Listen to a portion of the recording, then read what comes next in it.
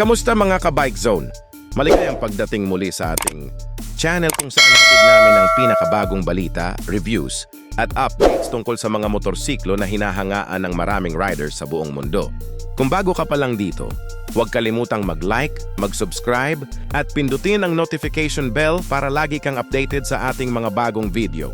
Ngayong araw, pag-uusapan natin ang bagong 2026 Honda ADV 60, isang adventure scooter na patuloy na humahanga sa mga rider. Dahil sa kakaibang kombinasyon ng estilo, kaginhawahan at performance.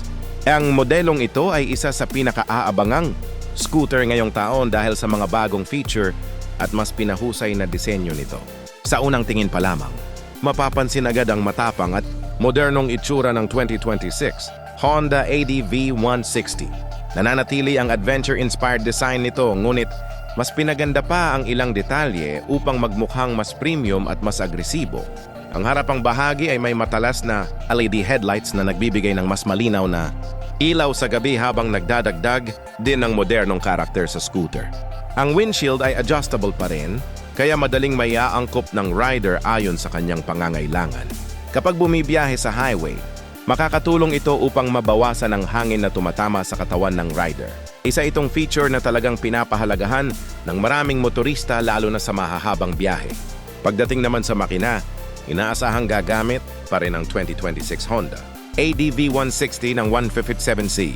Liquid-cooled engine na kilala sa pagiging matipid sa gasolina at maaasahan sa araw-araw na paggamit.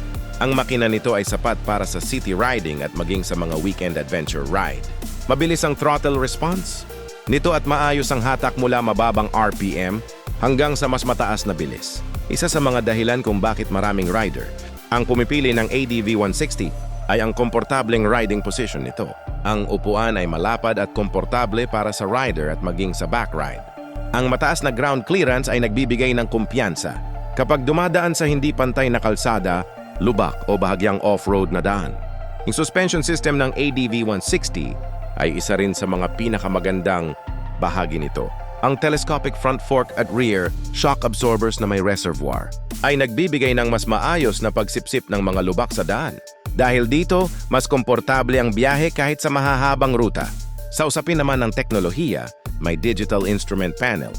Yung scooter na nagpapakita ng mahahalagang impormasyon tulad ng bilis, fuel level, trip meter, at iba pang riding data. Madaling basahin ang display kahit sa ilalim ng maliwanag na sikat ng araw.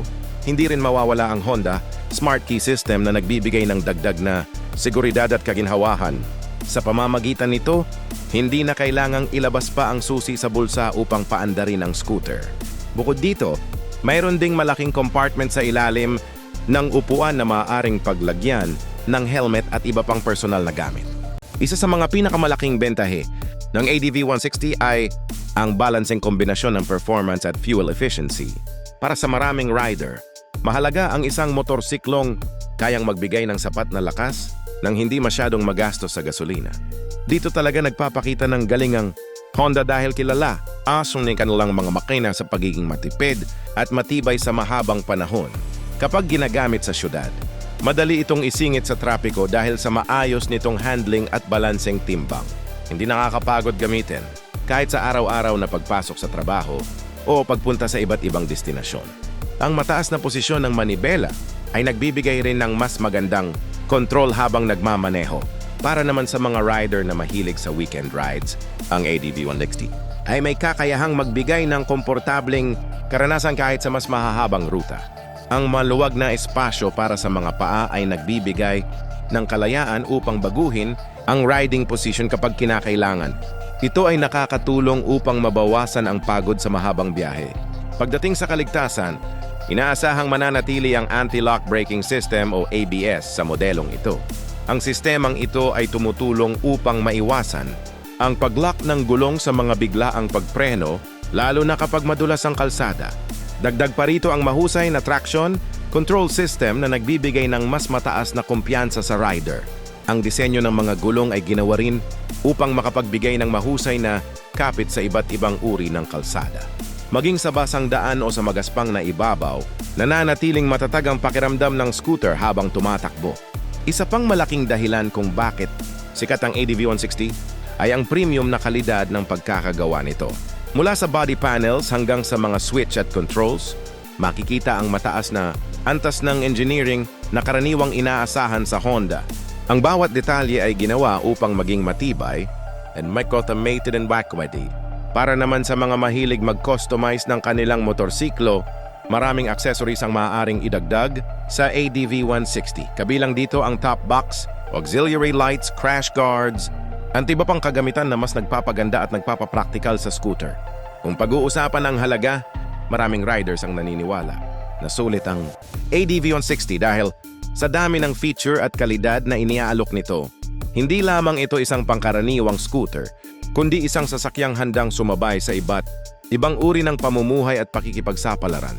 Sa huling pagsusuri, ang 2026 Honda ADV 60 ay isang scooter na nag-aalok ng modernong disenyo, maasahang performance, komportableng biyahe, at makabagong teknolohiya.